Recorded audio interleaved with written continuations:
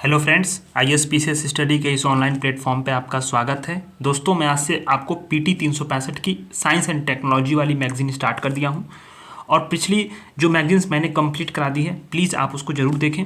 और आज मैं आपको पढ़ाने वाला हूँ बायोटेक्नोलॉजी, जिसमें पहला टॉपिक है आपका जीनोम एडिटिंग।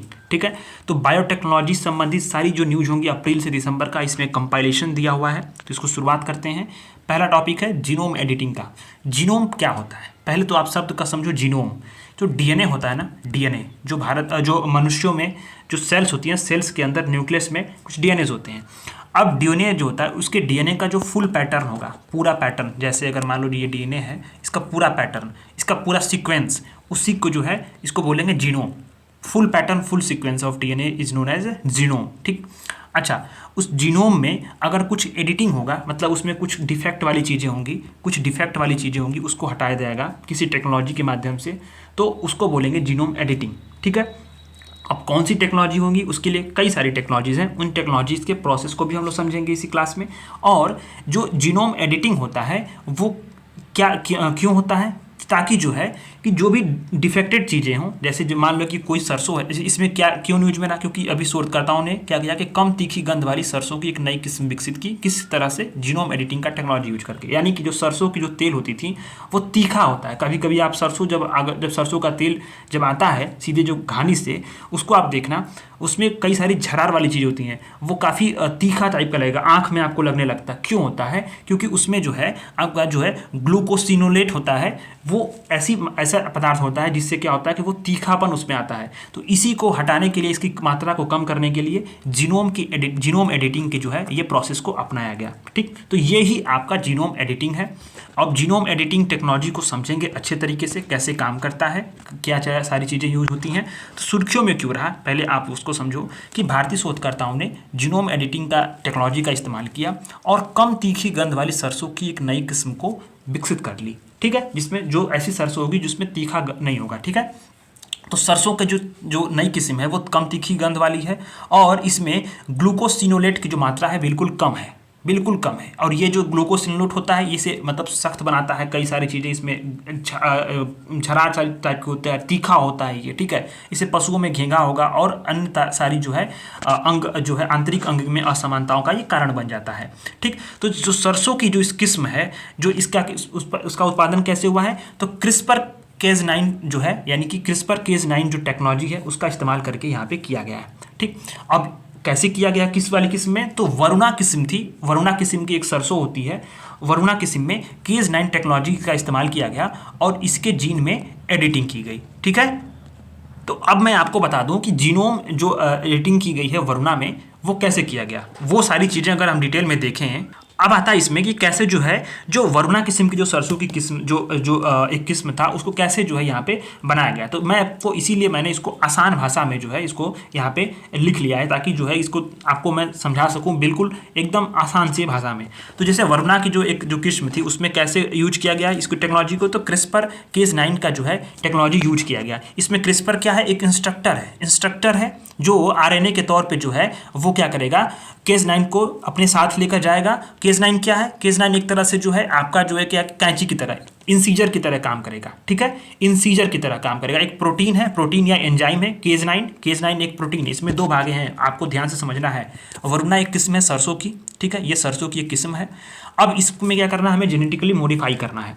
तो दो चीज़ें यूज की गई, कौन सी की जाएंगी, तो CRISPR-Cas9। तो CRISPR क्या है, एक इंस्ट्रक्टर है, मतलब वो क्या करेगा, वो एक आदेश देगा, वहाँ जाएगा और उसको जो है सारी चीज़ों को वो छानबीन करेगा इंस्ट्रक्टर के तौर पे। ठीक है, और RNA के तौर पे ये भेजा जाएगा और Cas9 को साथ लेकर जाएगा। Cas9 क्या है, एक तरह से कैंची है। ये कैंची मतलब इस तरह से यूज कर सकते हैं सबको कि ये काटेगा उसको। ठीक है, और ये जो Cas9 है वो एक प्रोटीन या एंजाइम के तौर पर इसको हम देख सकते हैं। ठीक है, तब इसको साथ लेके जाएगा और यही मॉडिफिकेशन करेगा। कौन, CRISPR जाएगा Cas9 को लेकर के, एक कैंची है जो एक प्रोटीन या एंजाइम है, और इसको लेकर वहाँ पे मॉडिफाई करेगा।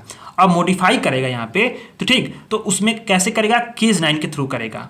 ठीक। अब इसमें अब जब मॉडिफाई कर लेगा तो वहाँ पे जो नेक्स्ट जो हमने डीएनए मॉडिफाई करके बनाया होगा, जो कि सबसे उत्तम किस्म का होगा, जो डिफेक्टेड वाला एरिया होगा, उसको वहाँ से हटा करके जो हमने डीएनए लैब में तैयार किया रहेगा उस डीएनए को हम लोग वहाँ पे रिप्लेस कर देंगे। जैसे कि इसको आप इसके इमेज के माध्यम से देखो ये आपका जो है डीएनए का डबल हेलिक्स मॉडल हो गया। ठीक है। अब यहाँ पे क्या हुआ कि अगर आप देखो तो यहाँ पे एक Cas9 प्रोटीन है और इसमें जो है Cas9 प्रोटीन कैसे जा रहा है, जो गाइड आरएनए है, यानी कि आपका क्रिस्पर। ठीक है, क्रिस्पर इसके ये गाइड आरएनए के तौर पे जा रहा है यहाँ पे, और इसने डिफेक्ट यहाँ पे आइडेंटिफाई किया डिफेक्टेड एरिया को। अब डिफेक्टेड एरिया को जो आइडेंटिफाई किया तो फिर क्या होगा कि Cas9 जो होगा वो उसको डबल हेलिक्स मॉडल को, डबल हेलिक्स जो स्ट्रैंड है उसको काट देगा। काट के यहाँ पे जो प्रोग्राम डीएनए होगा, जो लैब में तैयार होगा, उस जो अच्छा डीएनए होगा उसको हम लोग यहाँ पे रिप्लेस कर देंगे। इस प्रकार से जो ये एक प्रकार का प्रोसेस होता है, क्रिस्पर टेक्नोलॉजी ऐसे ही काम करती है। तो इसको हमने देख लिया।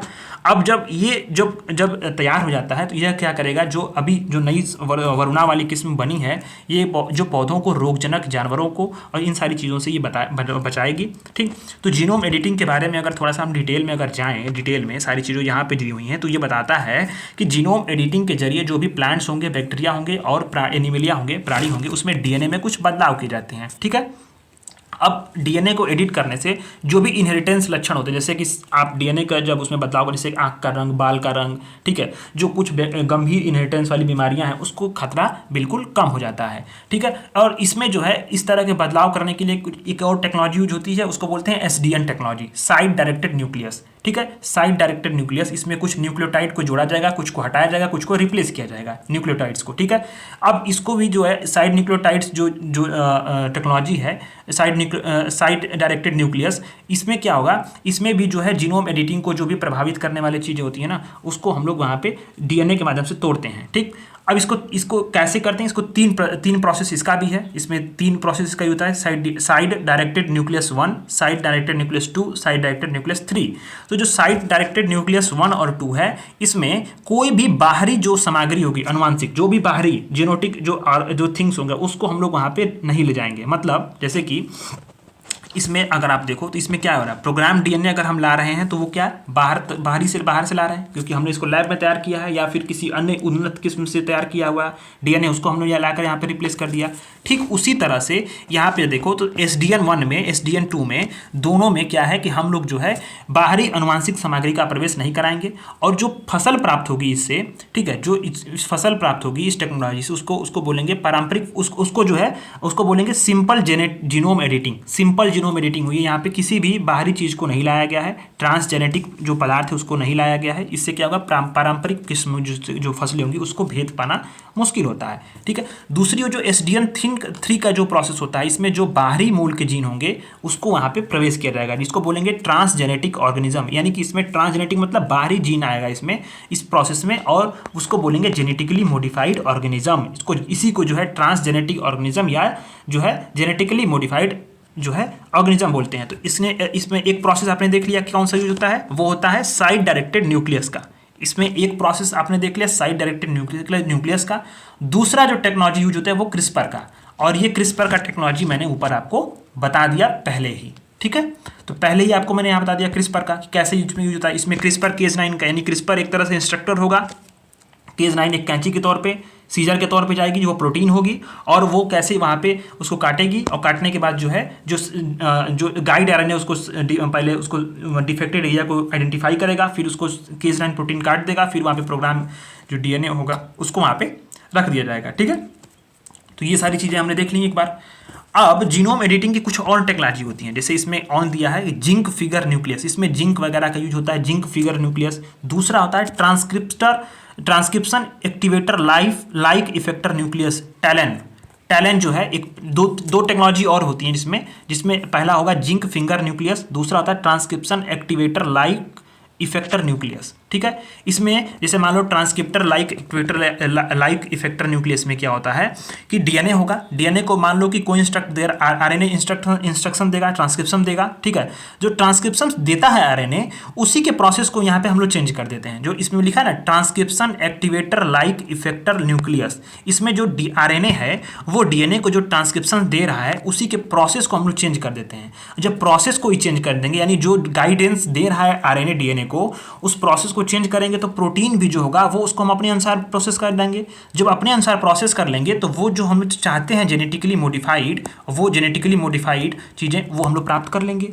यानी कि जो प्रोटीन क्या था, डिफेक्टेड था, जो प्रोसेस में ही चेंजिंग हम लोग करके, ट्रांसक्रिप्शंस में ही चेंजिंग करके प्रोटीन को अपने अनुसार हम लोग यहाँ पे डेवलप कर लेते हैं इस वाले टेक्नोलॉजी के माध्यम से, transcription activator like effector nucleus. ठीक है, ये सब चीज़ें आगे देख ली। अगर इसमें हम लोग देखा जाए तो अनुवांशिक रूप से जो संशोधित जो सजीव है यानी जेनेटिकली मॉडिफाइड ऑर्गेनिज्म है, उसके विपरीत जो जीन एडिटिंग होता है उसके तहत गुणवत्ता में सुधार के लिए जो मौजूदा अनुवांशिक सामग्री होती है उसी में संशोधन होता है। यानी कि आपने ऊपर देखा क्या, मैंने क्या बताया आपको, देखो यही सिंपली अगर हम लोग देखें अनुवांशिक जेनेटिकली मॉडिफाइड ऑर्गेनिज्म क्या होगा, इसमें जेनेटिकली मॉडिफाइड ऑर्गेनिज्म में हमने क्या देखा, यहाँ पे हमने बाहरी मूल के जीन को प्रवेश करा दिया। ठीक है, तब यहाँ पे जेनेटिकली मॉडिफाइड ऑर्गेनिज्म हुआ। लेकिन अगर जीन एडिटिंग देखा जाए, सिंपल जीन एडिटिंग अगर देखा जाए तो वो क्या होगा, तो जो अनुवांशिक सामग्री मौजूदा होगी उसी में संशोधन किया जाएगा, यानी कि उसमें बाहरी चीज़ों को नहीं लाएगा। यही मैंने आपको यहाँ पे समझाया कि जो SDN1 और SDN2 प्रोसेस होता है एक प्रकार का, उसमें बाहरी अनुवांशिक जो सामग्री होगा उसका प्रवेश नहीं होगा, यानी कि जो हमारा मौजूदा अनुवांशिक सामग्री है उसी में संशोधन किया जाएगा और उसी से उसका प्रोसेस करके जीन एडिटिंग के थ्रू जो है उसमें गुणवत्ता में सुधार की जाएगी। लेकिन जो जेनेटिकली मॉडिफाइड ऑर्गेनिज्म होता है उसमें क्या होता है, ट्रांसजेनिक ऑर्गेनिज्म, यानी कि विदेशी मूल के जीन का भी, यानी कि बाहरी जो जीन होता है उसको भी हम लोग यहाँ पे प्रवेश कराते हैं। ठीक है, ये बातें आपने देख ली। अब आपको आता है कि जो जेनेटिकली मॉडिफाइड ऑर्गेनिजम्स होते हैं, फसल जैसे बीटी कपास आपने देखा, ठीक है, एग्जाम्पल के तौर पे, तो उसमें उसके लिए क्या होगा कि जो जेनेटिकली मॉडिफाइड जो होगा उस फसलों के लिए पर्यावरण, वन और जलवायु परिवर्तन मंत्रालय की एक जो है अनुवांशिक इंजीनियरिंग मूल्यांकन समिति है, ठीक है, जेनेटिक इंजीनियरिंग अप्रेजल कमेटी होती है, वो क्या करती है, उससे मंजूरी लेना अनिवार्य होता है। अब इसका हेड कौन होता है, इसका हेड होता है इन्वायरमेंट मिनिस्ट्री का स्पेशल सेक्रेटरी होता है, उसका हेड होता है। और ये जो जेनेटिक इंजीनियरिंग जो अप्रेजल कमेटी होती है, इसका किस एक्ट के तहत इसको स्थापित किया गया है, तो पर्यावरण संरक्षण अधिनियम 1986 के तहत इसको स्थापित किया गया है, जो क्या है, एक अम्ब्रेला एक्ट है पर्यावरण संरक्षण के लिए। ठीक है, तो ये हमने देख लिया। अब आता है कि जो जीनोम एडिटिंग होता है उसका मुख्य उपयोग कहाँ कहाँ होता है, तो स्वास्थ्य में होता है, अनुवांशिक रोगों का इलाज करने के लिए, कृषि में होता है, जो कृषि प्रतिरोधी फसलें हैं या सूखा स्थिति है उसको, या किसी को जो ऐसी फसलें हैं जो क्या कीटों के समक्ष जो उनको खतरा है उससे सहन करने के लिए, या उसको सहन करने में सक्षम बनाने के लिए, बायोडाइवर्सिटी को कंजर्व करने के लिए, जो इंडेंजर्ड स्पीसीज हैं उनके जीनोम को सुधारने के लिए, या सिंथेटिक बायोटेक्नोलॉजी को तैयार करने के लिए, बायोलॉजी को तैयार करने के लिए। ठीक है, ये सारी चीज़ों के लिए हम लोग इसका जीनोम एडिटिंग का इस्तेमाल करते हैं। अब आता है कि इससे संबंधित कुछ अन्य कॉन्सेप्ट्स हैं। जेनेटिकली फसल, यहाँ पे जीएम जेनेटिकली मॉडिफाइड जो फसल्स होती हैं उसमें क्या होता है कि अन्य प्रजातियों का जो जीन होगा वो आर्टिफिशियल रूप से यहाँ पे हम लोग इसमें इंजेक्ट कर देते हैं। ठीक है, अब ये जो अब आपने यहाँ पे नाम दिया बीटी कपास, बैसिलियस थुरिजिनियस कपास, ठीक है, बीटी कपास। अब बीटी कपास के साथ समस्या क्या थी कि वॉलवर्म कीट के समक्ष जो था ना, ये इसमें अभी जो कपास है, कपास क्या था, कपास में जो है वॉलवर्म जो था कीट, इसके समक्ष इसकी खतरा थी।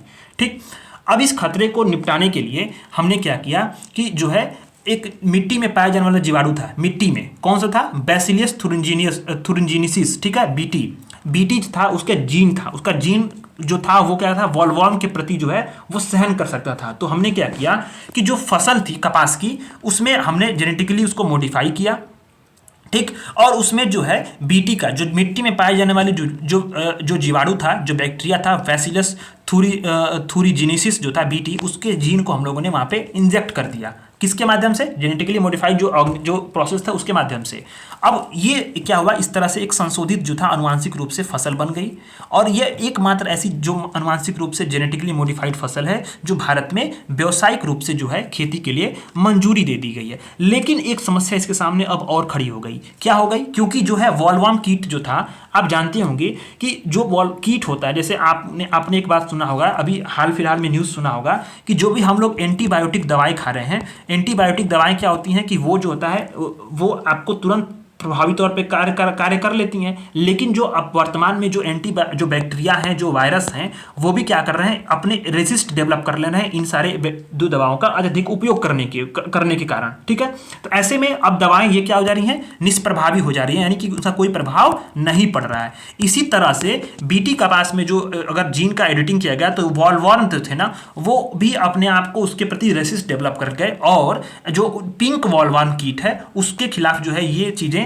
प्रभावी नहीं हो पाई हैं। यानी कि हमने जो वॉलवॉर्म कीड़ा था उसके प्रति तो हमने देख लिया, उससे बचने के लिए हमने बीटी के जीन को हमने शामिल करके वो बचा लिया, लेकिन जब रेसिस्ट डेवलप कर लिया तो जो पिंक वॉलवॉर्म है इसके कीट के खिलाफ इसकी कोई इफेक्टिवनेस साबित नहीं हुई है। ऐसे में जो राज्यों ने, चाहे जेनेटिकली जो इंजीनियरिंग अप्रेजल कमेटी है, उन्हें राज्यों को फिर से ये ट्रांसजेनिक कपास के बीज का एग्जामिन करने को लिए बोला, और इसमें जो है Cry2AI जीन को शामिल किया है, जो क्या है, कपास को पिंक वॉलवॉर्म के प्रति भी रेसिस्ट बनाता है। ठीक है, अब इसमें अगर बीटी कपास में देखा जाए तो 2 टेक्नोलॉजी का यूज हुआ है, बोलगार्ड फर्स्ट और बोलगार्ड सेकेंड टेक्नोलॉजी का। ठीक, अभी इसमें देखा जाए तो 2012 में बीटी बैगन की खेती की कोशिश की, लेकिन इसका क्या हुआ, स्वास्थ्य पे और पर्यावरण पे नेगेटिव इंपैक्ट देखने को मिला। जब जीएम मस्टर्ड है, धारा मस्टर्ड हाइब्रिड 11, इसको दिल्ली विश्वविद्यालय द्वारा ट्रांसजेनिक सरसों की किस्म थी। इसमें 2 बाहरी जीन बार्नेज और बारेस्टार को शामिल किया गया था, जो मिट्टी में पाए जाने वाले जीवाणु से लिया गया था, बैसिलस एमाइलोलिकोफेसिएशन से। ठीक है, तो ये चीज़ें हैं। अब इसमें 2 बातें हैं, DMH11 का निर्माण जो हुआ, जो जेनेटिकली मॉडिफाइड जो धारा मस्टर्ड जो था हाइब्रिड 11, इसका निर्माण वरुला और अर्ली हीरा नामक से किया गया। और ट्रांसजेनिक DM11 क्या है, ट्रांसजेनिक फसल है जिसमें 2 बाहरी प्रजाति थी, उसके जीन का इस्तेमाल हुआ था। ठीक है, तो ये बातें कुछ न्यूज में थी और इसमें हमने देख लिया बीटी कपास को। एक आता है इसमें enzyme replacement therapy. Enzyme replacement therapy क्या होता है कि United state food and drug administration ने यहाँ पे दुनिया की पहली एंजाइम रिप्लेसमेंट थेरेपी को मंजूरी दी है। दुनिया की पहली एंजाइम रिप्लेसमेंट थेरेपी को मंजूरी दी है। ठीक है, अब इस थेरेपी का नाम क्या है, एडजीनिमा है। अब ये क्या है, इसमें जो है कि जो प्रोटीन है ना, पहले इसमें जीन में हम लोग क्या करते थे, अब तक हम लोग जीन में जो है संशोधन करते थे, जीन को मॉडिफाई करते थे, उसको जेनेटिकली मॉडिफाइड जीन को करते थे। अब इसमें क्या गया, इसमें प्रोटीन को ही संशोधित कर दिया गया जेनेटिक रूप से, प्रोटीन को ही संशोधित कर दिया गया। ठीक है, तो पहला ये रिकॉम्बिनेंट उत्पाद है, यानी कि प्रोटीन उत्पाद, इसमें जेनेटिक रूप से इसको मॉडिफाई किया गया है। और ये क्या किया गया, इसे क्यों बनाया गया है, ताकि जो है ये CTTP नामक, यानी कि इसे कजेंटिनल थ्रोम्बेटिक थ्रोम्बाइसाइटोपेनिक पुरपुरा, एक प्रकार का ब्लड क्लॉटिंग है, ये डिफेक्ट है, ब्लड क्लॉटिंग यानी कि खून का धक्का बनता है, एक प्रकार का दुर्लभ इलाज है। इसी के समय जो है, इसी से बचाने के लिए जो है ये प्रोटीन में ये अनुवांशिक रूप से जो है इसमें संशोधन किया गया है। ये दुनिया का पहला रिकॉम्बिनेंट उत्पाद है, इसमें प्रोटीन को ही जेनेटिकली मॉडिफाइड कर दिया गया है, एक प्रकार का ब्लड क्लॉटिंग का विकार करने के लिए, मतलब उसको ठीक करने के लिए। ठीक, ये बातें हैं। अब नीचे आता है recombinant DNA technology. Recombinant DNA technology में जो होता क्या है, इस्तेमाल क्या होता है कि इसमें विभिन्न प्रजातियों का जो जीन होगा ना, उसको रिप्लेस किया जाएगा अन्य जीन से। जैसे मान लो प्लांट का जीन है, अब उसमें कुछ अच्छा जीन पाया जाता है जो मनुष्यों के लिए जरूरी है, तो उसको प्लांट के जीन को हम लोग ला करके मनुष्यों के जीन में रिप्लेस कर देंगे। या फिर अगर मान लो कि मान लो कि कोई जानवर है, जैसे मान लो कि डॉग है, उसका जीन है और वो जरूरी है प्लांट्स के लिए, मतलब इसमें अलग अलग प्रजातियों के, जैसे कि प्राणियों से मतलब एनिमल से प्लांट में, प्लांट से एनिमल में, माइक्रोऑर्गेनिज्म से प्लांट में, माइक्रोऑर्गेनिज्म से एनिमल्स में, इसमें हम लोग जीन का ट्रांसफर करते हैं और इससे क्या होता है, एक बेस्ट जो है वो कॉम्बिनेशन तैयार होता है जो कि जरूरत के अनुसार जो है वो कार्य करेगा। ठीक है, तो ये उसको बोलेंगे रिकॉम्बिनेंट डीएनए टेक्नोलॉजी। तो इसमें हमने बहुत सारी चीज़ों को देखा। इसमें अगर कोई दिक्कत हो तो फिर से आप मुझे कमेंट जरूर करिएगा, सारी चीज़ें फिर से मैं आपको यहाँ पे एक्सप्लेन कर दूंगा। लेकिन मुझे लग रहा है कि इसमें सारी चीज़ें हमने बेहतरीन तरीके से वैल्यू एडिशन के साथ हमने कवर करा दी है, कोई इसमें नई दिक्कत नहीं आने वाली। नेक्स्ट आर्टिकल की तरफ बढ़ते हैं हम लोग। इसमें आता है gene drive technology. Gene drive technology को यहाँ पे बात की जा रही है। तो इस न्यूज में क्यों रहा, पहले वो समझ लो। जो जीन ड्राइव टेक्नोलॉजी है उसमें एक उसी पर परीक्षण हुआ और मच्छरों की आबादी में सफलता देखी गई, कमी मतलब मच्छरों की आबादी को कम करने में सफलता पाई गई। ठीक है, अब इसी के तहत जो है मादा मच्छर है, यानी कि जो फीमेल मच्छर हैं, उनकी जो है जो फर्टिलाइजेशन की जो क्षमता है, ठीक है, उनको रिप्रोडक्शन की जो कैपेसिटी है उसको कम कर दिया गया। किस टेक्नोलॉजी के माध्यम से, जीन ड्राइव टेक्नोलॉजी के माध्यम से। ठीक है। जीन ड्राइव टेक्नोलॉजी के माध्यम से जो मच्छर है ना, उनका क्या आबादी में रोकथाम लगाई गई, उनको रोक दिया गया। और कैसे रोका गया, तो जो भी फीमेल मच्छर है उनकी जो रिप्रोडक्शन कैपेसिटी है ना, रिप्रोडक्शन करने की, प्रजनन करने की, उसकी क्षमता को कम कर दिया गया। किस टेक्नोलॉजी के माध्यम से, जीन ड्राइव टेक्नोलॉजी के माध्यम से, ठीक है। तो अब हम लोग समझते हैं कि जीन ड्राइव टेक्नोलॉजी कैसे यूज काम किया और कैसे सारी चीजें यहाँ पे काम हुई, ठीक है। तो वो चीजों को हम लोग समझते हैं। तो पहले क्या हुआ, इसमें एक प्रकार से अगर जीन ड्राइव टेक्नोलॉजी को देखें तो क्या है, अनुवांशिक तौर पे इंजीनियरिंग टेक्नोलॉजी है, जिसमें अनुवांशिक तौर पे, जैसे कि जो मेंडेलियन जो वंशानुक्रम होता है, जैसे कि जो मेंडेलियन इनहेरिटेंस था, मेंडल की आप कॉन्सेप्ट को आपने पढ़ा होगा क्लास 9th में, जिसमें पीनट बटर पे उन्होंने पीनट पे उन्होंने बटर बोल रहा हूँ मैं, पीनट पे उन्होंने जो है इस पे कार्य किया था। तो ठीक उसी के तौर पे जो है मेंडेलियन वंशानुक्रम के तौर पे जीन में संशोधन किया गया, ठीक है। ये एक अनुवांशिक इंजीनियरिंग टेक्नोलॉजी है, ठीक है, जिसमें क्या होता है, जीन को मॉडिफाई करते हैं और इसी के चलते जो जीन होगा ना, वो क्या होता है, जो मॉडिफाइड जीन होते हैं वो वंशानुक्रम में शामिल होते हैं, यानी कि जो वंश उसके उत्पन्न होंगे उसमें शामिल हो जाएंगे। कैसे होंगे, तो वो चीजें हम लोग देखेंगे। मेंडेलियन वंशानुक्रम क्या होता है, यानी माता पिता के जो लक्षण होंगे वंशानुगत, वो अपने संतान में उसको ट्रांसफर होंगे, ठीक है। ये बातें यहाँ पे की जा रही है। तो जीन ड्राइव में 3 कंपोनेंट होते हैं, 3 कंपोनेंट। एक तो जीन होगा, अब जीन के बाद मैंने कैंची चाहिए, कैंची कौन सी होगी, केज 9 प्रोटीन होगा, केज 9 प्रोटीन होगा जो कैंची के तौर पे, ऊपर आपने बताया ना कि जो कैंची के तौर पे काम करेगा। और क्रिस्पर होगा, यानी कि जो इंस्ट्रक्टर के तौर पे जाएगा, वो इंस्ट्रक्टर के तौर पे जाएगा, ठीक है। मैंने आपको ऊपर केज 9 प्रोटीन बताया था ना आपको, अभी आपको ध्यान दीजिए कि क्रिस्पर और केज 9, यानी क्रिस्पर जो है वो क्या करेगा, एक तौर पे वो जो है वो इंस्ट्रक्टर के तौर पे जाएगा, जो डिफेक्टिव एरिया को पहचानेगा और उसको आदेश देगा, और फिर किसको देगा, केज 9 को। केज 9 क्या करेगा, कैंची है, एक प्रोटीन एंजाइम है, जो क्या करेगा, वो सीधे कि वो उसको काट के वहां पे जो मूल जीन है उसके जगह पे जो रिप्लेस जीन है, यानी कि जो हम लोग वहां पे कुछ जो लैब में या फिर अनेक प्रकार के जो रिप्लेस जीन होंगे उसको हम लोग वहां पे जाकर रिप्लेस कर देंगे। और ऐसे में जो होगा, वो जो जीन होगा वो क्या होगा कि ट्रांसफर होते चला जाएगा या फिर वो नया जीन तैयार हो जाएगा। तो इसी तरह का इसमें 3 कंपोनेंट होते हैं। कौन कौन से, तो जीन, डीएनए काटने के लिए केज 9 और क्रिस्पर। अब इसमें क्या होगा कि 3 घटकों को जो है अनुवांशिक सामग्री में जो मूल जीन है, यानी कि वो जाएगा, यानी कि क्रिस्पर गया और उसने केज 9 के थ्रू के मतलब कैंची से क्या किया, उसको काटा वहाँ पे, और एक जीन को जो है, जो भी मॉडिफाइड जीन है उसका हम लोग वहाँ पे रिप्लेस कर दिया। अब जब जीन के डीएनए में उसको जोड़ दिया गया, तो फिर क्या हुआ कि जब ये लोग रिप्रोडक्शन किए तो ये जो कैपेसिटी थी उसकी, वो क्या हो गई, अगली पीढ़ी में ट्रांसफर हो गई। अब अगली पीढ़ी में ट्रांसफर हो गई तो ये क्या हुआ कि ये जीन तेजी से आबादी में बढ़ने लगी। अब कैसे, फिर इसका थोड़ा एग्जाम्पल के तौर पर देखते हैं। देखो अब यहाँ पे देखो, जो मच्छर थे, यहाँ मच्छर के तौर पे बताया गया है। देखो ये सामान्य वंशानुक्रम है, यानी सामान्य तौर पे, तो ये मादा मच्छर थी। ये मान लो ये क्या है कि ये जो है रेड कलर का, मान लो कि ये एक जीन है जो क्या करता है कि ये ऐसा जीन है इसमें कि मादा मच्छर में कि जो क्या करता है कि रिप्रोडक्शन को रोकता है। तो ये रेड है और ये आपका मान लो ग्रे है। तो इसमें अगर जब रिप्रोडक्शन हुआ तो इसमें दो बातें बनी। तो यहाँ पे क्या हुआ कि एक ही सिर्फ जो है सिंगल जो है ये ट्रांसफर हुआ है, जो जीन चाहिए थी हमें रेड वाली, ठीक है, सिंगल जो क्या कर रही है, इनके रिप्रोडक्शन को रोक रही है।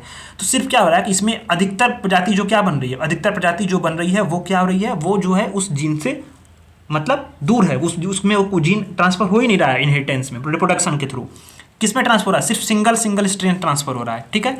यानी कि अगर हमने कैसे जीन को कैसे हम लोगों ने ट्रांसफर किया है, तो वो आपको ने बताया ना कि जो सामान्य तौर पे ये जीन का ट्रांसफर हो नहीं पा रहा है, जो कि मच्छर की आबादी को रोके। तो हमने क्या किया, फिर जीन को मॉडिफाई किया, ठीक, जिससे क्या हुआ कि जो इनहेरिटेंस है, जो रिप्रोडक्शन न कर पाए, उस वाला इनहेरिटेंस को हम लोगों को क्या करना है, पूरे मच्छर की आबादी में फैलाना है। तो हमने जीन ड्राइव टेक्नोलॉजी का इस्तेमाल किया।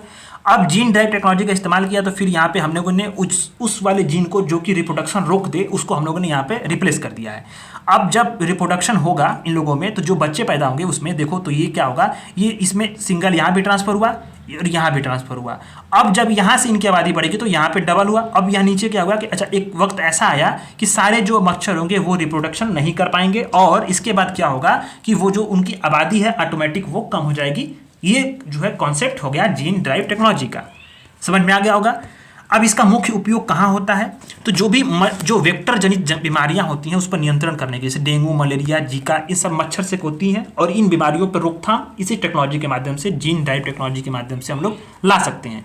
कीट, जो कृषि कीट होती हैं उस पर नियंत्रण कर सकते हैं, जो कि इन्वेजिव स्पीसीज होती हैं, आक्रामक प्रजातियां होती हैं। ठीक है, अब आता है नेक्स्ट वाला जीनोम सीक्वेंसिंग। अब जीनोम सीक्वेंसिंग ये चीज़ें आपको बहुत इंपॉर्टेंट हैं, इसको देखना है आपको। अब आते हैं हम लोग जीनोम सीक्वेंसिंग यानी कि जीनोम अनुक्रमण के तौर पे सुर्खियों में क्यों रहा है कि वैज्ञानिकों ने लॉन्ग रीड जीनोम सीक्वेंसिंग का टेक्नोलॉजी का इस्तेमाल किया और वाई गुणसूत्र जो होता है, जो मनुष्यों में वाई गुणसूत्र पाया जाता है, पुरुषों में खासकर, उसको सफलतापूर्वक उसको सीक्वेंसिंग किया। सीक्वेंसिंग होता क्या है, जो डीएनए होता है ना, डीएनए को पूरा खोल दिया गया और उससे क्या हुआ कि जो भी जीन है उसका जीन का सीक्वेंसिंग करें। क्यों कि उसको स्टडी करने के लिए, उसका एनालिसिस करने के लिए, उसी को बोलते हैं जीन, उसको सीक्वेंसिंग बोलते हैं, जीनोम सीक्वेंसिंग बोलते हैं। ठीक है, यानी कि पूरे जो डीएनए के जीन्स को खोल दिया जाए, ठीक है, और उसमें जो भी पैटर्न पाए जाते हैं उसका अध्ययन किया जाए, उसको एनालिसिस किया जाए, उसको जीनोम सीक्वेंसिंग कहा जाता है। तो जीनोम जो अनुक्रमण है, जीनोम सीक्वेंसिंग के बारे में देखा जाए तो डीएनए का जो स्ट्रैंड होता है, डीएनए का स्ट्रैंड, उसमें बेसिस होते हैं, उसमें सटीक क्रम का पता लगाना ही उसको क्या बोलते हैं, अनुक्रमण होता है या सीक्वेंसिंग बोलते हैं। वही बात मैंने बताई आप में। अब इसमें आप डीएनए के बारे में मैंने आपको कई बार पढ़ा दिया, उसमें जो है आपको एडेनिन, साइटोनिन, ग्वानिन और थाइमिन पाए जाते हैं और यही क्रम होते हैं जो किसी जीव का जो है डीएनए बनाते हैं। तो आपको मैंने बताया भी था, पेयर के तौर पर पाए जाते हैं एडेनिन, साइटोनिन, ग्वानिन और थाइमिन। अब जीनोम क्या होता है, किसी भी सजीव डीएनए का पूरा सेट होता है। बताया ना मैंने आपको ऊपर, अभी तो जीनोम बता ही रहा था आपको जीनोम के बारे में, किसी भी डीएनए का पूरा सेट होता है जिसमें क्या होता है कि सभी जो गुणसूत्र होते हैं, क्रोमोजोम्स होते हैं, उसमें पाए जाते हैं, जिसमें डीएनए और जीन होते हैं। ठीक है, अब इसके सीक्वेंसिंग के लिए टेक्नोलॉजी जो यूज होती है, लॉन्ग रीड होती है, शॉर्ट रीड होती है। तो पहले आपको मैं बता दूं कि लॉन्ग रीड होती है। पहले लॉन्ग रीड क्या होती है कि इसमें डीएनए को छोटे छोटे खंड, मतलब खंडों में, जैसे मान लो ये डीएनए है, देखो ये डीएनए है एक तौर पे, इसको हम लोग खंड खंड में विभाजित कर दिए। ठीक है, अब इसके में क्या होगा कि इसको, ताकि इसके लिए अब खंड खंड में विभाजित करके और इनके जो है सीक्वेंसिंग के लिए टैगिंग की जाएगी। ठीक है, सीक्वेंसिंग के लिए टैगिंग की जाएगी और इसमें जो है आपको ध्यान ये देना है कि मतलब इसमें इसको पूरा असेंबल भी इसको किया जाएगा। ठीक है, बहुत सारी चीज़ों को एकदम इसमें असेंबल किया जाएगा। कैसे किया जाएगा वो चीज़ जानते हैं कि इसमें इसको नंबरिंग मान लो नंबरिंग कर दिया, ये वाला पार्ट हो गया, ये वाला पार्ट, ताकि फिर से उसको जोड़ना भी तो है, ठीक। तो ये मतलब उसको क्या होता है, इसको इस टेक्नोलॉजी के माध्यम से बड़े बड़े खंडों को जो है आसानी से जो इसको असेंबल भी कर सकते हैं। और इसमें होता क्या है कि सारे खंडों का जो है उसका अध्ययन होता है और इसकी टैगिंग होती है लॉन्ग रीड में। शॉर्ट रीड में क्या होता है कि पहले जीनोम को छोटे छोटे खंडों में विभाजित कर देंगे, बहुत छोटे छोटे खंडों में, और उसके बाद वहाँ पे उसका अध्ययन करेंगे। लेकिन समस्या क्या होती थी कि जो शॉर्ट रीड अनुक्रमण होता था उसमें क्या होता था कि जो है उसको बाद में जब छोटे छोटे खंडों में विभाजित कर दिया गया तो फिर से उसको जो है मतलब उसको कौन सा जो युग्म है किसके साथ था, सारी चीज़ें थी, बाद में उसको फिर से उसको वापस उसी स्थिति में लाने में समस्या होती थी, या फिर बाद में एनालिसिस में समस्या होती थी। उसके बाद जो है लॉन्ग रीड जो है अनुक्रमण को अपनाया गया, जिसमें कि टैगिंग होती है। टैगिंग के दौरान सारी चीज़ों को फिर अध्ययन करते हैं। ठीक है, तो अब इसमें देख लिया हम लोगों ने। अब नेक्स्ट वाला जो एक और यूज होता है टेक्नोलॉजी, वो होता है एरियल मेटाजेनोसिक्स। इसमें क्या होता है, इसमें सीक्वेंसिंग को तोड़ा नहीं जाएगा, जो सीक्वेंसिंग होगी डीएनए की उसको तोड़ा जाएगा नहीं, उसको जो है ऐसे ही हवा में ही जो भी छोटे छोटे माइक्रोब्स होते हैं उनके नमूने लिए जाएंगे और उनकी जो है अनुवांशिक इनहेरिटेंस की जो स्ट्रक्चर है उसका अध्ययन किया जाएगा। इसको तोड़ा नहीं जाता है, यानी कि इसमें जो है लॉन्ग रीड और शॉर्ट रीड को इसको तोड़ा नहीं जाता है, सीधे सीधे उसका सीधे जो है हम लोग हवा में उसका जो है, या फिर जो माइक्रोब्स होते हैं उसको पाया जाता है, उसका हम लोग जो है कि अनुवांशिक संरचना का अध्ययन कर लेते हैं, इनहेरिटेंस स्ट्रक्चर का अध्ययन करते हैं। तो लॉन्ग रीड और शॉर्ट रीड में हमने देखा। ठीक है, तो अभी इसमें जो क्या लिखा है वो देख लेते हैं कि शॉर्ट रीड का जो ट्रांसक्रिप्शन होता है, इसमें जीनोम को छोटे छोटे खंडों में विभाजित करते हैं और आमतौर पे 50 से 300 क्षार युग्म इसमें पाए जाते हैं। और इसका इस्तेमाल कैसे, इसका तकनीक का इस्तेमाल होता क्या है कि जो अनुक्रमण होंगे, सीक्वेंसिंग होंगी, उसकी गणना की जाएगी और ट्रांसक्रिप्शंस के बारे में जाना जाएगा। अब लॉन्ग रीड में भी डीएनए को खंडों में विभाजित की जाएगी, और लेकिन यहाँ पे टैगिंग की जाती है ताकि इसको फिर से ट्रैक कर सके, और यहाँ पे ट्रैकिंग हो नहीं पाती थी, यही इसमें अंतर है। ठीक है, ये बातें हैं। ट्रैकिंग हो जाएगी तो फिर से उसको असेंबल कर लेंगे। तो अब हम लोग आते हैं क्रोमोजोम्स के बारे में। क्रोमोजोम्स को कैसे होते हैं, तो क्रोमोजोम्स को देखा जाए तो जो है डीएनए का जो एकल जो मॉलिक्यूल्स होता है, प्रोटीन होता है, उसी से बनी हुई एक धागे जैसी संरचना होती है क्रोमोजोम्स। ठीक है, क्रोमोजोम्स। अब इसका कार्य क्या होता है, तो एक सेल से दूसरी सेल तक जो है वो क्या करना है, जीनोमिक जानकारी को पहुंचाना है, अनुवांशिक जानकारी को पहुंचाना होता है। ठीक है, जो क्रोमोजोम्स का होते हैं वो कहाँ पाए जाते हैं, तो जो सेल्स होती हैं उसके न्यूक्लियस में पाए जाते हैं, ठीक है, यानी कि वही जो न्यूक्लियस होगा उस केंद्रक में उसके पाए जाते हैं। और मनुष्य में देखा जाए तो जो ऑटोसोम्स होते हैं, ऑटोसोम्स यानी कि जो अलैंगिक गुणसूत्र होते हैं वो क्या होते हैं, 22 होते हैं, 22 पेयर होते हैं, 22 पेयर होते हैं, ठीक है। यानी टोटल अगर देखा जाए तो कुल मिलाकर 46 क्रोमोजोम्स होते हैं, जिसमें इसको अगर हम पेयर में देखें तो 23 पेयर, लेकिन इसमें अगर 23 पेयर में से देखें तो 22 पेयर जो क्या होते हैं, ऑटोसोम्स होते हैं, यानी कि उसमें अलैंगिक होते हैं। उसमें सिर्फ एक वाई जो होता है, वाई जो क्रोमोजोम होता है वो क्या होता है, लैंगिक होता है, जो क्या करता है कि लिंग का निर्धारण करता है। इसलिए टोटल मिलाकर कितना हो गया, 23 पेयर, ठीक है। तो दो आपने देख लिया इसमें। तो वाई क्रोमोजोम के बारे में देखा जाए तो वाई क्रोमोजोम क्या है, अंतिम मानव गुणसूत्र है, यानी कि लास्ट जो है वो एक जो है मानव का एक क्रोमोजोम है, जो जिसे जो है एक सिरे से दूसरे सिरे जो है टेलीमेयर 1 टू टेलीमेयर 2 तक उसको जो है सीक्वेंसिंग किया गया। टेलीमेयर क्या होता है, आपको यहाँ पे देखो क्रोमोजोम की संरचना देखो आप, तो देखो कोशिका है, कोशिका में सेल न्यूक्लियस है, न्यूक्लियस में एक क्रोमोजोम पाए गए हैं, ठीक है। क्रोमोजोम में देखो यहाँ पे एक जो होगा वाई में यहाँ पे सेंट्रोमियर पाया जाएगा, सेंट्रोमियर बोलेंगे इसको, और यहाँ पे टेलीमियर एक टिप है, और वन टेलीमियर से ये टेलीमियर 1 हो गया और ये टेलीमियर 2 हो गया, ठीक है। इसी के बीच का जो है टेलीमियर 1 से टेलीमियर 1-2 तक का जो है इसका अध्ययन करना ही इसको बोलेंगे, इसी को स्टडी करने के लिए बोलेंगे, उसको सीक्वेंसिंग करना, ठीक है। तो टेलीमियर 1 से टेलीमियर 2 तक जो है इसका अध्ययन होकर मान लो करें, इसका नंबरिंग करें 1 और 2, तो इसी के बीच का जो है सीक्वेंसिंग करना, यानी इसी को स्टडी करने के लिए हम लोग इसका सीक्वेंसिंग करते हैं, ठीक है। ये सारी चीजें क्रोमोजोम्स हैं, ये इसका टोटल ये जीन वाला भाग हो या ये डीएनए इसको बोला जाता है, ठीक है। ये चीजें होती हैं। अब टेलीमियर होती क्या है, तो टेलीमियर डीएनए का जो अनुक्रम होता है, सीक्वेंसिंग होता है, तथा प्रोटीन से ऐसी संरचनाएं बनी होती हैं जो गुणसूत्र का सिरा होता है ना, सिरा टिप होता है, उसी पे पाई जाती हैं और उसकी रक्षा करती हैं। वाई क्रोमोजोम क्या होगा, सिर्फ पुरुषों में होगा, और इसमें SRY यानी कि सेक्स डिटरमाइनिंग रीजन्स होते हैं, यानी कि वो सेक्स डिटरमाइन करते हैं कि बच्चा होगा कि लड़की होगी, ठीक है, कि लड़का होगा लड़की होगी, सारी चीज़ें यहाँ पे डिफाइंड होती हैं। अब वाई क्रोमोजोम में ही आप जानते होंगे कि यहाँ पे बेकार तौर पे जंक डीएनए भी होता है, कुछ जंक डीएनए होते हैं, बेकार होते हैं, ठीक।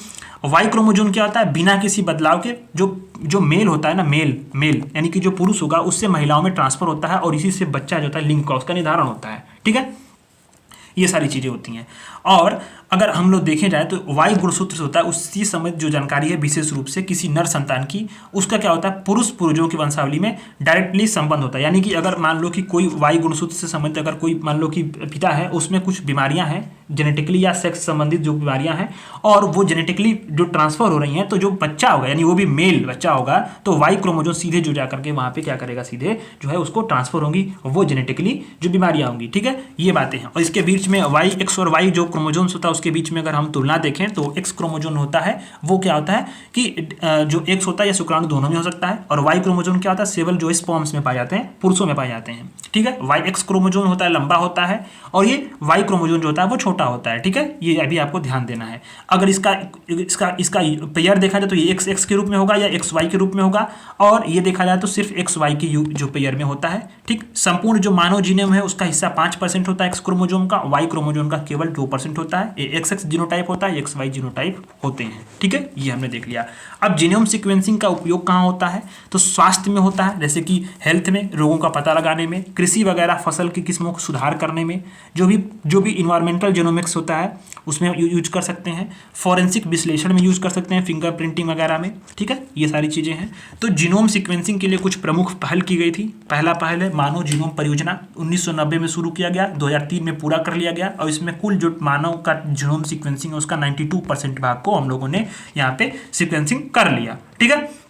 2022 में टेलीमेयर टू टेलीमेयर यानी T2T कंसोर्टियम द्वारा 100% मानव जीनोम का जो है अनुक्रमण कर लिया गया। टेलीमोर टू टेलीमोर के हमने देखा यहाँ पे ऊपर देखा, टेलीमोर टू टेलीमेयर, ठीक है, टेलोमेयर टू टेलोमेयर, हम यहाँ पे जीनोम इसी के माध्यम से हम लोगों ने 100 जो है % मानव जीनोम का अनुक्रमण यहाँ पे कर लिया, ठीक है। तीसरा जो आता है जीनोम इंडिया परियोजना GIP, ये किसकी पहल है, जैव विभाग प्रौद्योगिकी विभाग की है, डिपार्टमेंट ऑफ बायोटेक्नोलॉजी की एक पहल है। इसका लक्ष्य क्या है कि एक रेफरेंस जीनोम बनाना है, यानी कि हम लोगों ने 10,000 नमूनों को एकत्रित किया जो स्वस्थ पुरुष थे पूरे भारत में, जो कि मतलब उनका जीन जो था वो एक अच्छा जीन था, मतलब सारी चीज़ें थी उनका 10,000 जो है जो लक्ष्य सैंपल लिए गए, उसका एकमात्र लक्ष्य था था कि हमें क्या है, रेफरेंस जीनोम बनाना है, कि ताकि जो है हम जो बीमारियां अनुवांशिक तौर पे फैल रही हैं या फिर जो भी ये बीमारियां आ रही हैं या फिर जो भी मतलब बदलाव आ रहे हैं, दिक्कतें आ रही है जीन में, तो उसको हम लोग एक रेफरेंस जीएनए 10,000 लोगों से एक एवरेज तौर पे लें और उसके तौर पे फिर बाद में हम लोग जो है भारत की तरफ से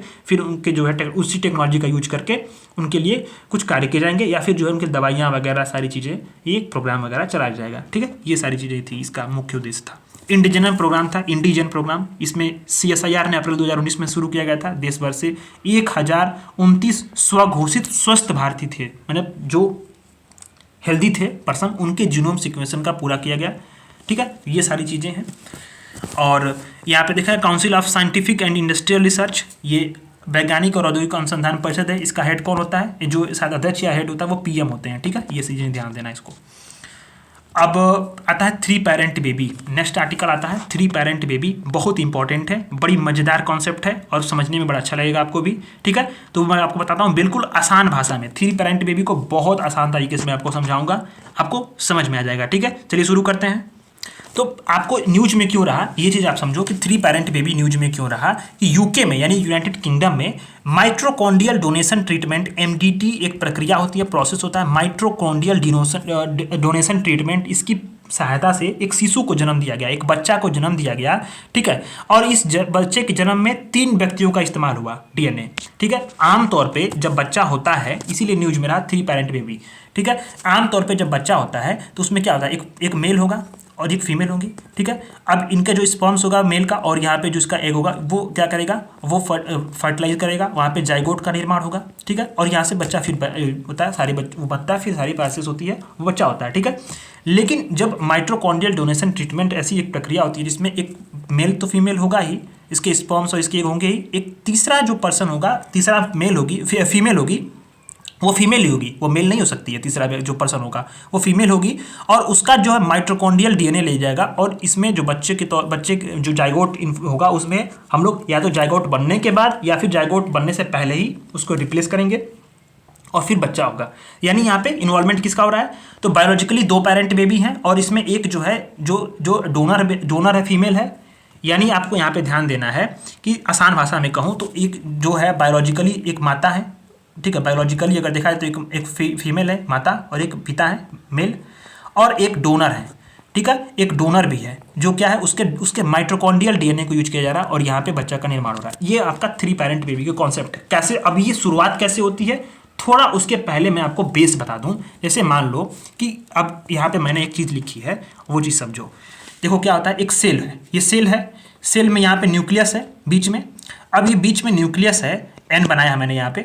अब सेल के बाद आसपास क्या है, ये साइटोप्लाज्म है जो क्या है लिक्विड तौर पे है, एक तरह से मतलब चिपचिपा पदार्थ है वो। ठीक है, उसको साइटोप्लाज्म बोलते हैं। साइटोप्लाज्म में बहुत सारे ऑर्गेनाल्स होते हैं, जो ऑर्गेनाल्स मतलब इसमें बहुत सारे, जैसे कि गोल्गी बॉडीज होगा, आपका माइट्रोकॉन्ड्रिया होगा उसमें। ठीक है, सेंट्रोसोम होगा उसके बाद, ठीक है, राइबोसोम्स होगा, तमाम जो सेल्स के कंपोनेंट होते हैं वो होते हैं। तो माइट्रोकॉन्ड्रिया को आप जानते होंगे, माइट्रोकॉन्ड्रिया में एक जो DNA होता है उसको बोलते हैं माइट्रोकॉन्ड्रियल DNA। इसका क्या होता है, ये न्यूक्लियस का DNA अलग है, ये माइट्रोकॉन्ड्रिया जो होगा उसका खुद का DNA होगा, ये अपना वो न्यूक्लियस के DNA से अलग होगा। ठीक है, जो माइट्रोकॉन्ड्रिया होती है वो डबल लेयर की मेम्ब्रेन होती है जिसमें जो है वो क्या करती है, वो एक पावर हाउस के तौर पे काम करती है, यानी कि वो एक एनर्जी भी रिलीज करती है। वो कौन सा होता है, ATP के फॉर्म में रिलीज करती है। ठीक है, तो ATP के फॉर्म में जो है कि वो एनर्जी रिलीज करती है, कौन करती है, माइट्रोकॉन्ड्रिया करती है। ठीक है, अब इसीलिए माइट्रोकॉन्ड्रिया को क्या बोलते हैं कि माइट्रोकॉन्ड्रिया को बोलते हैं powerhouse of the cell, यानी कि कोशिकाओं का पावर हाउस बोलते हैं उसमें। ठीक है, क्योंकि वो ATP के फॉर्म में जो है, अभी आपने बताया मैंने आपको कि ATP के फॉर्म में ये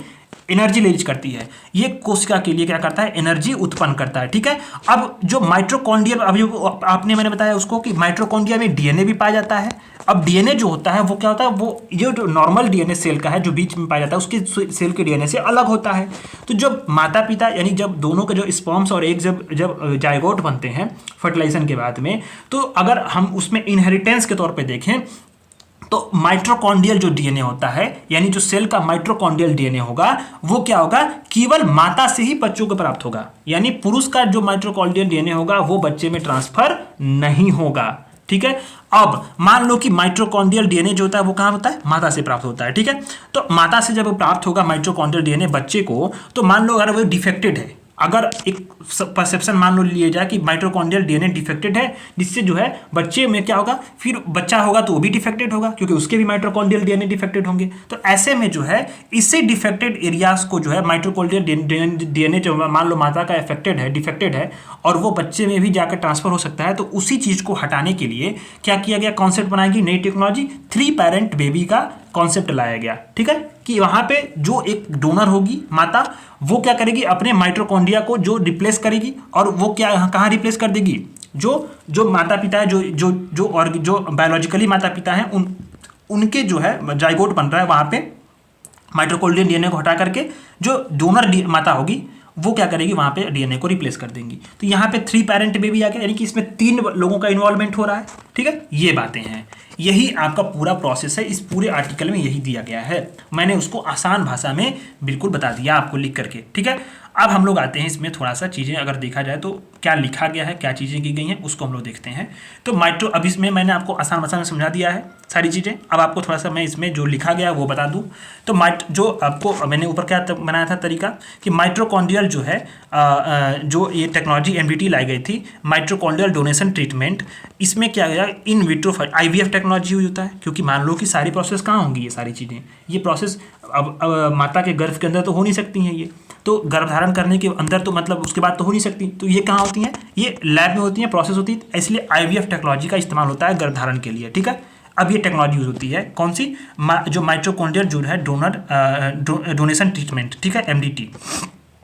अब इसमें माता पिता का जो जेनेटिक मटेरियल है उस, और माता का जो डोनर होगा, यानी जो डोनर फीमेल होगी, उसका माइटोकॉन्ड्रियल मटेरियल होगा, उसका इस्तेमाल किया जाएगा। ठीक है, तो जो रोगग्रस्त माता जो होगी, मान लो जो जेनेटिक में जो भी माता पिता है उसके, इस वाली माता का यहाँ पे स्वस्थ माइटोकॉन्ड्रिया से इसका जो है जो रोगग्रस्त माइटोकॉन्ड्रिया होगा उसको बदल देंगे, और ताकि जो है जो माइटोकॉन्ड्रियल रोग हो रहा है माता से वो संतान में न ट्रांसफर हो सके। ठीक है, इसका टेक्नोलॉजी अगर देखा जाए तो आईवीएफ के पहले या आईवीएफ के उसके बाद भी रोका जा सकता है। ठीक है, इसको बोलते हैं माइक्रोकॉन्ड्रियल रिप्लेसमेंट थेरेपी, जिसमें 3 पेरेंट बेबी के प्रोसेस होता है, जिसमें 3 व्यक्ति शामिल होते हैं, इसी को 3 पेरेंट बेबी बोलते हैं। ठीक है, इसकी प्रोसेस 2 होती हैं, जैसे 2 प्रोसेस में होता है। ठीक है, अगर देखा जाए तो 2 टेक्नोलॉजी यूज होती हैं। तो अगर इसमें प्रोसेस देखा जाए तो बायोलॉजिकल माता के जो अंडाणु होते हैं और शुक्राणु होते हैं, और डोनर के जो अंडाणु होते हैं उसमें माइटोकॉन्ड्रिया शामिल होता है। जैसे अगर मैं इस प्रोसेस को देखूं तो यही यहाँ पे फोटो बनाया गया है कि देखो माता जो होगा उसमें मान लो इसका अस्वस्थ जो है यहाँ पे माइटोकॉन्ड्रिया है, उसको यहाँ पे क्या करेंगे, स्वस्थ माइटोकॉन्ड्रिया से यहाँ पे आकर हम लोग रिप्लेस कर देंगे। ठीक है, वही सारी चीज़ें यहाँ पे बताई गई हैं। ठीक, यानी एक अस्वस्थ माइटोकॉन्ड्रिया यहाँ पे बीच में है, इसको हटा करके हम लोगों ने स्वस्थ माइटोकॉन्ड्रिया को रख दिया और इसका न्यूक्लियस को यहाँ पे यूज कर लिया। ठीक, ये बातें हैं। अब ये हमने देख लिया। अब इसमें 2 टेक्नोलॉजी यूज होती है, एक होता है मैटरनल स्पिंडल ट्रांसफर एमएसटी, और दूसरा टेक्नोलॉजी होता है प्रो न्यूक्लियर ट्रांसफर, यानी फर्टिलाइजेशन के बाद अगर कोई ट्रांसफॉर्मेशन हो रहा है, जैसे कि माइटोकॉन्ड्रिया डीएनए का इस्तेमाल, फर्टिलाइजेशन हो गया है, जाइगोट बन गया, उसके बाद ट्रांसफर होगा तो उसको बोलेंगे प्रो न्यूक्लियर ट्रांसफर। और मैटरनल स्पिंडल ट्रांसफर होगा, उसमें जो होगा वो जब ये प्रोसेस नहीं हुआ रहेगा, जब फर्टिलाइजेशन नहीं हुआ रहेगा, उसके पहले ही सारी चीज़ें जो है सैंपल लेकर के आईवीएफ की टेक्नोलॉजी के माध्यम से ये सारी चीज़ें हम लोग कर लेते हैं। ठीक है, इसमें रिप्लेस कर लेते हैं एमडीटी। अब हमने इसका उपयोग देख लिया, अब इसके हमने सारी चीज़ें देख ली, सब हमने इसका कॉन्सेप्ट आ गया। तो अब इसमें इसका मुख्य उपयोग क्या होता है, तो अनुवांशिक सुधार के लिए होता है, ताकि जो है अनुवांशिक तौर पे, इनहेरिटेंस तौर पे जो भी दिक्कतें हैं वो जो बायोलॉजिकल संतान प्राप्त हो रहा है उसकी गुणवत्ता बनी रहे। ठीक है, और ये उन महिलाओं को मदद भी कर सकता है जिनके अंडाणु की गुणवत्ता जो होती है, जो एग्स होते हैं उसकी गुणवत्ता जो थोड़ी लो है। ठीक, सेम सेक्स जो फीमेल कपल है, अभी ये जो कॉन्सेप्ट अभी हाल फिलहाल में न्यूज अपने सुना होगा, गुजरात की कोई एक लड़की या फिर मुंबई की थी, सब वो सेम सेक्स की थी, यानी फीमेल थी। तो सेम सेक्स जो फीमेल कपल है उनको भी जो है ये लाभान्वित कर सकता है, जो संतान प्राप्त करने की जो इच्छुक होंगी वो उनके लिए भी ये टेक्नोलॉजी यूज में आ सकती है। ठीक है, ये बातें 3 पेरेंट बेबी की।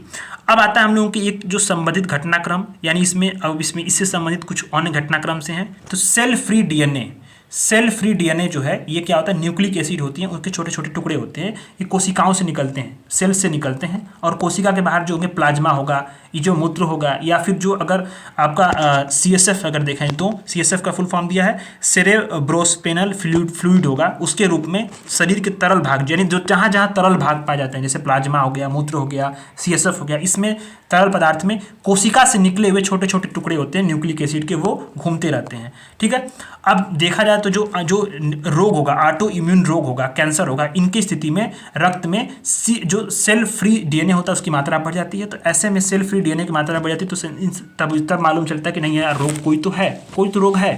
ठीक है, तो इसी का उपयोग होता है कि जो अनुवांशिक विषमताएं होती हैं अब उसी जो अब ये तो फ्लूइड में मिलने रहते हैं। तो अगर हम थोड़ा सा मान लो कि अगर इसका अगर जब का जो ये मूत्र का थोड़ा सा टेस्ट हो या फिर प्लाज्मा का टेस्ट कराएं तो सारी चीज़ें जो अनुवांशिक विषमताएं होती हैं उसका पता लगा सकते हैं। कैंसर का जल्दी से पता लगा सकते हैं, क्योंकि जब कैंसर की जो मात्रा बढ़ती है, रोग होता है, तो ये जो सेल फ्री जो डीएनए होता है वो हमारे शरीर के जो फ्लूइड्स होते हैं उसमें वो बहने लगते हैं अधिक मात्रा में। ठीक है, इसके उपचार में भी सहायक हो सकता है। अंग प्रत्यारोपण के बाद में अगर देखा जाए तो जो हमारी इम्यूनिटी होती है उसको निगरानी करने में और बायोमार्कर के रूप में भी इस्तेमाल कर सकते हैं। नेक्स्ट वाला आता है मॉलिक्यूलर मोटर। अब शोधकर्ताओं ने एक मॉलिक्यूलर मोटर की जो है खोज की है। मोटर के नाम समझ में आ रहा होगा, एक प्रकार का मोटर प्रोटीन है ये, ठीक है, जिसे मोटर प्रोटीन भी बोला जा रहा है। इसमें कई सारी जो होता है कि मतलब मॉलिक्यूलर मोटर क्या होता है, कोशिका के भीतर काफ़ी महत्वपूर्ण मॉलिक्यूलर मशीन होती हैं। जो एटीपी नामक जो मॉलिक्यूल्स होगा उसमें जो भी जो केमिकल्स एनर्जी होती है उसको मैकेनिकल एनर्जी में ट्रांसफर करती है, चेंज करती है। ठीक है, तो इसी मॉलिक्यूलर मोटर की खोज की है जिसे मोटर प्रोटीन खोज कहा गया है। ठीक है, कहा जाता है। मॉलिक्यूलर मोटर होता क्या है, तो कोशिका के भीतर होता है, सेल के भीतर जो एटीपी जो जनरेट करता है, जैसे आपको बताया ना ऊपर कि माइटोकॉन्ड्रिया क्या करता है, एटीपी जनरेट करता है, पावर हाउस ऑफ सेल बोलते हैं। तो उस ये एक केमिकल एनर्जी होती है, तो उसको मैकेनिकल एनर्जी में कौन ट्रांसफर करता है, मॉलिक्यूलर मोटर कहता है। ठीक है, तो आज की क्लास में दोस्तों आपको क्या समझ में आया, सारी चीज़ें कॉन्सेप्ट मैं जो आपको समझाया हूँ बिल्कुल आसान सी भाषा में, उसमें कुछ आपको वैल्यू एडिशन कराया हूँ जो चीज़ें नहीं समझ में आ रही थी। तो वो चीज़ें अगर समझ में आई हों, सब चीज़ें अगर आपको ये कॉन्सेप्ट समझ में आए, कोई प्रॉब्लम हो तो आप ज़रूर कमेंट करिएगा, फीडबैक ज़रूर दीजिएगा, ताकि नेक्स्ट क्लास से कुछ अन्य जो साइंस एंड टेक्नोलॉजी को अन्य मतलब जो तरीके उसके माध्यम से लाऊं, या फिर यही तरीका आपको अच्छा लगा है पढ़ाने का तो फिर मैं इसको कंटिन्यू करूंगा। इसीलिए मैं आज की क्लास थोड़ा छोटी रख रहा हूँ, वरना मैं तो मेरी तो उम्मीद थी कि मैं 2 घंटे की क्लास लेकर के साइंस एंड टेक्नोलॉजी को आधा खत्म कर दूँ, लेकिन थोड़ा सा जानना जरूरी था कि फीडबैक लेना, ताकि जो है कि ये तरीका पसंद में आ रहा है तो फिर मैं कल से इसी तरीके से सारी चीज़ों को मैं आसान भाषा में, कॉम्प्लेक्स तरीकों को जो है आसान भाषा में समझा करके सारे मैगजीन को मैं ख़त्म कर दूंगा। तो आप प्लीज़ कमेंट जरूर करिएगा कि कैसा जो है ये पूरा तरीका प्रोसेस लगा मेरे पढ़ाने का। ठीक है, धन्यवाद।